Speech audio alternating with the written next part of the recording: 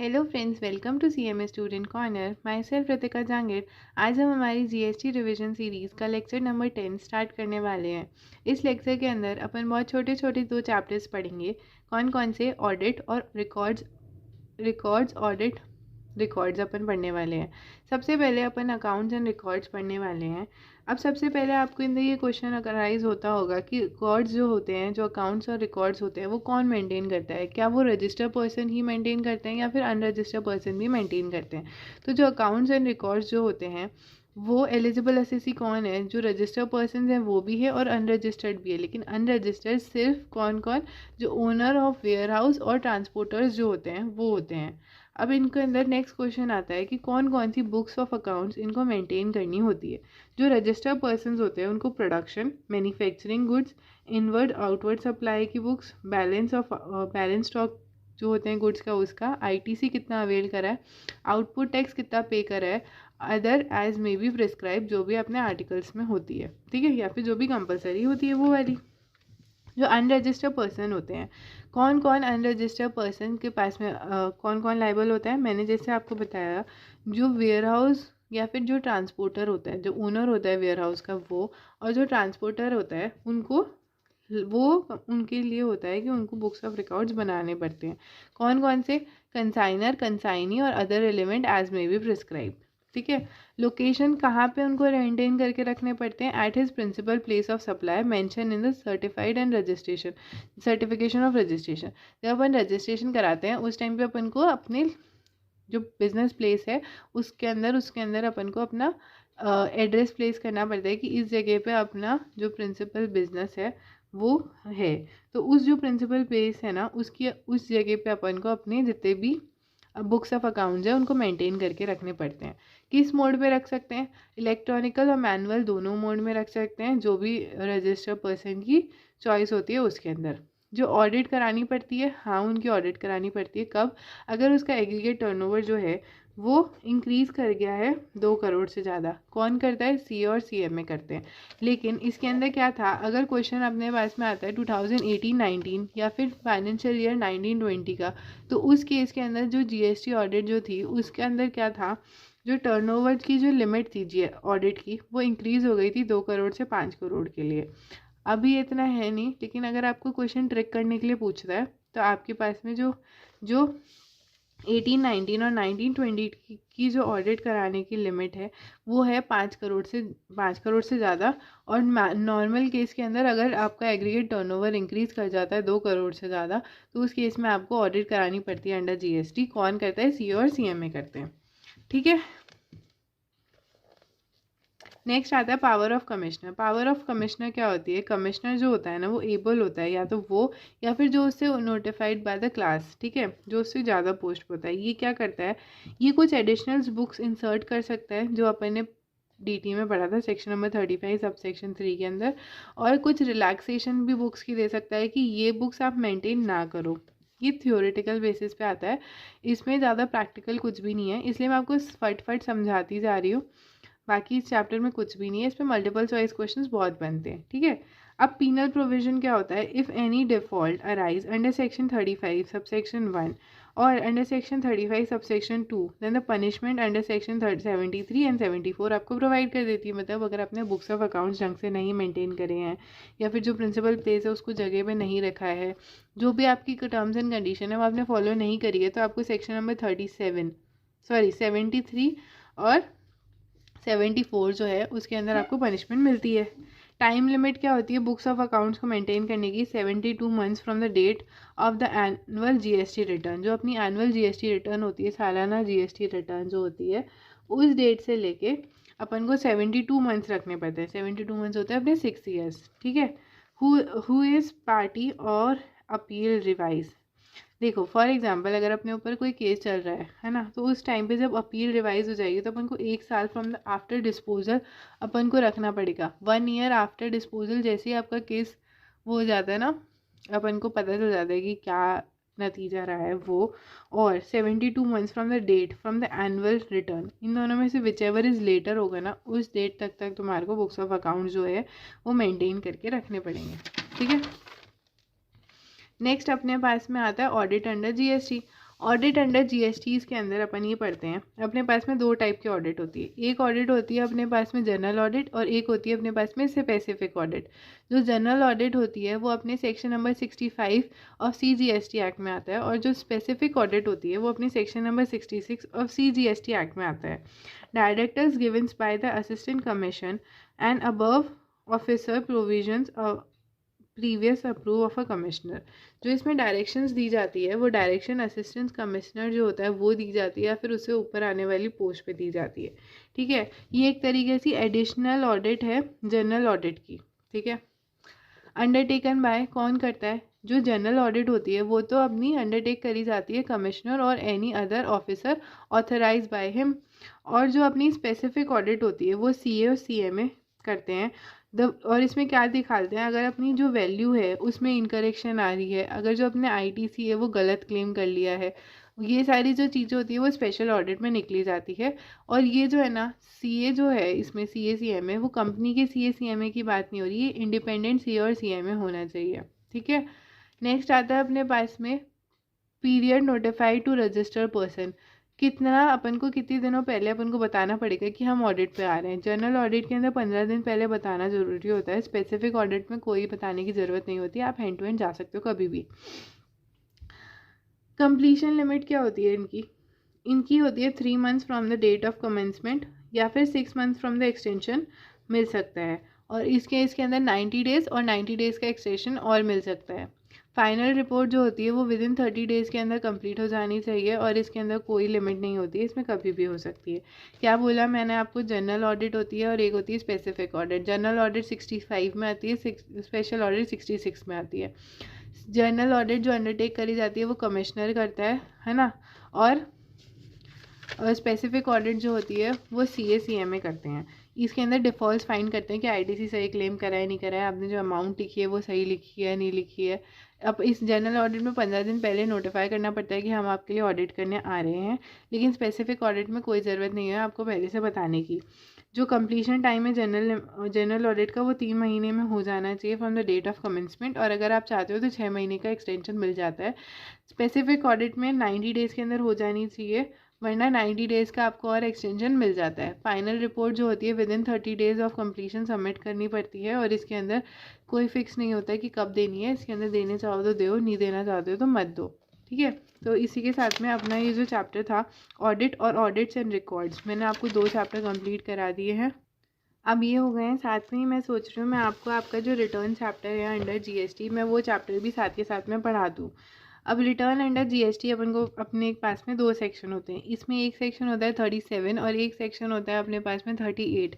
37 जो होता है वो B2B का होता है। अगर B2B हो रहा है तो उसमें ये देखते हैं कि जो इन्वॉइस है ना उसकी डिटेल्स अपलोड हो गई है या नहीं हुई है, और अगर B2C है तो उसके अंदर आप कंसोलिडेट अपलोड कर सकते हो इंटरस्टेट में 2.5 लाख से ज़्यादा की। अब देखो सुनो क्या है सेक्शन नंबर 38 जो होता है रिटर्न अंडर GST में, वो अपन को ये बताता है सेक्शन 38 ऑफ सेंट्रल गुड्स और service tax act 2017 mention that the details of inward supply and the goods of goods and service both are required to be furnished by every resident person including casual taxable person। ये क्या कह रहा है कि जो भी आपकी supply of goods and service है, जिनकी भी इनवर्ड सप्लाई हो रही है, वो जो इनवर्ड सप्लाई है उसकी जो आपको सारी की सारी डिटेल्स आपको सेक्शन नंबर 38 के अंदर रिटर्न के अंदर लिखनी पड़ेगी। इवन कौन कौन जो कैजुअल टैक्सेबल पर्सन है ना उनको भी लिखनी पड़ेगी, लेकिन कुछ लोगों को छोड़ के। कौन कौन से कुछ लोग आते हैं? सबसे पहले आता है इनपुट सर्विस डिस्ट्रीब्यूटर, जो ISD होते हैं उनको रिटर्न फाइल करने की ज़रूरत है, लेकिन वो GSTR 1 GSTR 2 नहीं करते, इनके लिए एक अलग स्पेसिफिकली इनका एक एक्ट रिटर्न बनी हुई है। ठीक है, non resident taxable person paying tax under composition scheme, person effecting TDS, person effecting TCS,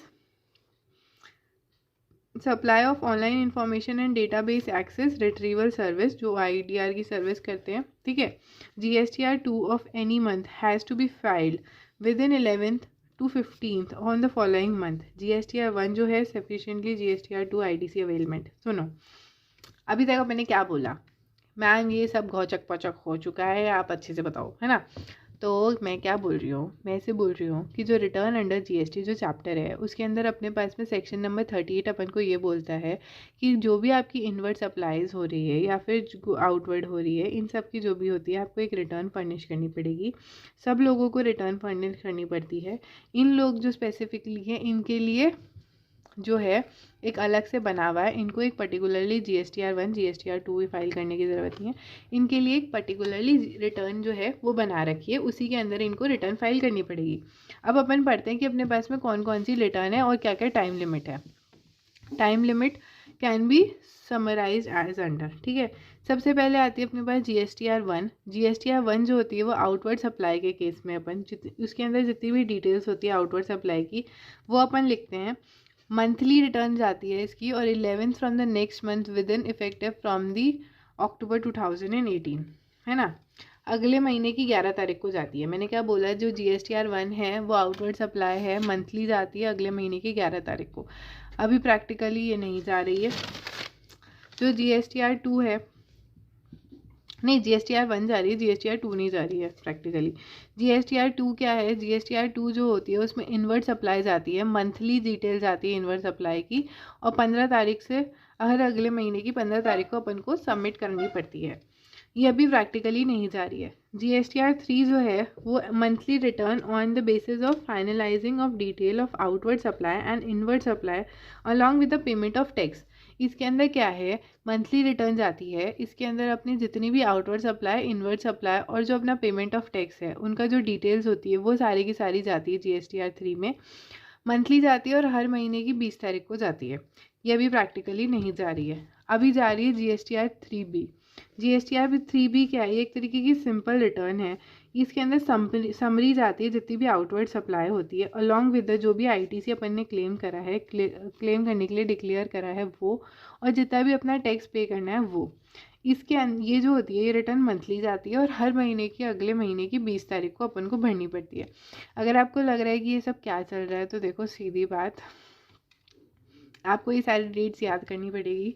CMA institute का बहुत फेवरेट चैप्टर्स में से आते हैं ये जो चैप्टर्स है।